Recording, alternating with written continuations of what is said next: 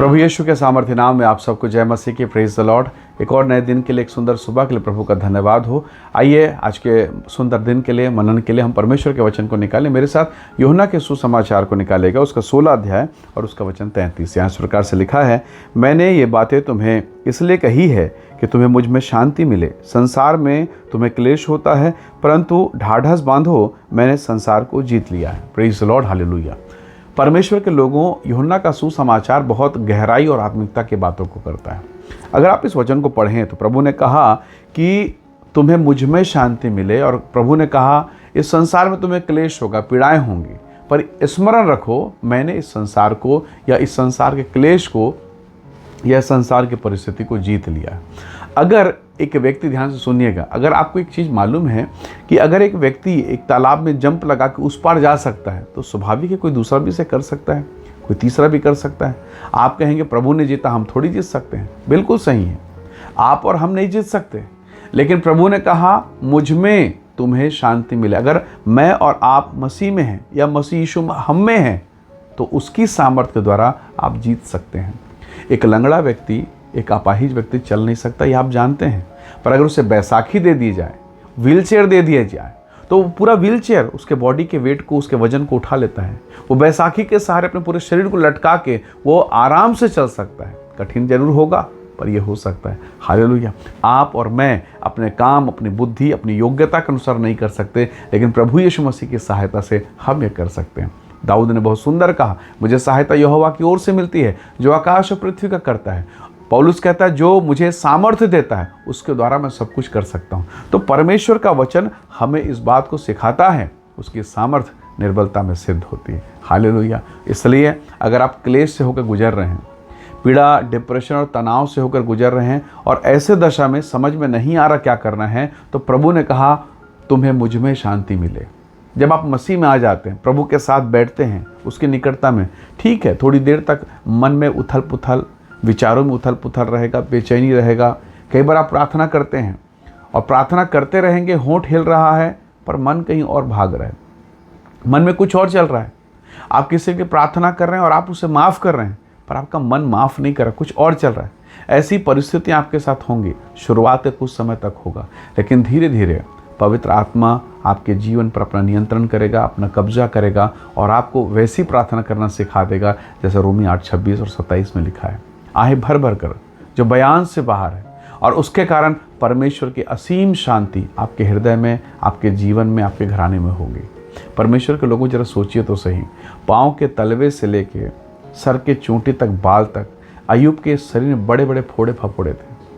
वो स्वयं के देह में पीड़ाओं से होकर गुजर रहा था। कठिन अनुभव, कठिन, बहुत कठिन। उसके साथ साथ उसकी पत्नी का बड़बड़ाना, मित्रों का बोलना, उसकी आलोचना, उसकी निंदा, क्या इन तमाम चीज़ों के भीतर में अय्यूब के जीवन में शांति बने रह सकती है क्या? पर अगर आप वचन को पढ़ें तो आप देखेंगे उसके मन में बिल्कुल शांति है, परमेश्वर की उपस्थिति है, और इसीलिए तो वो कह पाया कि प्रभु आपने दिया था, आपने ले लिया, आपका नाम धन्य है।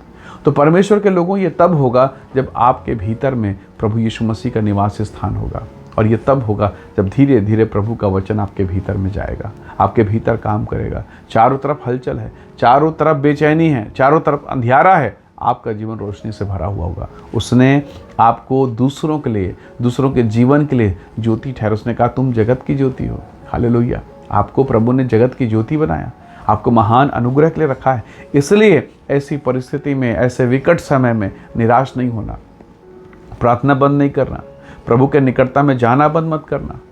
याकूब को देखिए, उसकी पत्नी, उसके बच्चे थे, अकूत संपत्ति हो गई, फिर भी अपनी पत्नी, अपने बच्चों को छोड़कर नदी के उस पार उतर के वो प्रार्थना करता है, प्रभु के दूत के साथ संघर्ष करता है प्रार्थना में, और अद्भुत आशीष को पा लेता है। हालेलुया। ये रहस्य, ये गुण भेद है कि आप और मैं कैसे बढ़ेंगे।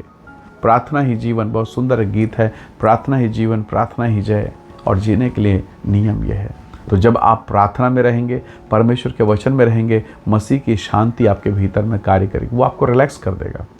परिस्थितियों से आप कभी भी जीत नहीं सकते जब तक आपके हृदय में अशांति है, जब तक आपके हृदय में यीशु नहीं है। पर जब आपके भीतर में शांति हो, तो शांति का राजकुमार है। जब आपके भीतर में मसीह है तो परिस्थितियां कंट्रोल होंगी। समय लगेगा, इसलिए यीशु को समय दीजिए। हालेलुया। हम कहते हैं ना कई बार कि डॉक्टर ने इंजेक्शन तो लगा दिया, दवाई तो दे दी, पर समय लगेगा उसे ठीक होने में। तो परमेश्वर के आत्मा को समय दीजिए ताकि वो उन कामों को ठीक कर सके। अपने जीवन के बागडोर को, अपने बिजनेस के बागडोर को, अपने बच्चों के जीवन को, अपनी पत्नी घर परिवार के जीवन को परमेश्वर के हाथों में दीजिए। उस लड़के ने 5 रोटी और 2 मछली यीशु मसीह के हाथ में दे दी। अब यीशु ने जो किया वो अद्भुत था। उस लड़के ने नहीं सोचा था कि परमेश्वर ऐसा कर देगा कि सब तृप्त होंगे और 12 टोकरे फिर बच जाएंगे। आज आप सोचेंगे कैसे होगा, असंभव है, मुश्किल है, पर खुदावंत ऐसे कामों को, ऐसे अजूबे अचंभे के कामों को करेगा, ऐसे चमत्कार कि वर्षों बाद आपको कहना पड़ेगा कि प्रभु महान है जिसने मेरी प्रार्थना को सुनी, मेरे जीवन पर, मेरे बच्चों पर दया को किया है। तो आज हो सकता है आप निराशा में हो, पर एक दिन होगा जब आप आशा में रहेंगे, आप आनंदित रहेंगे और संसार पश्चाताप करेगा।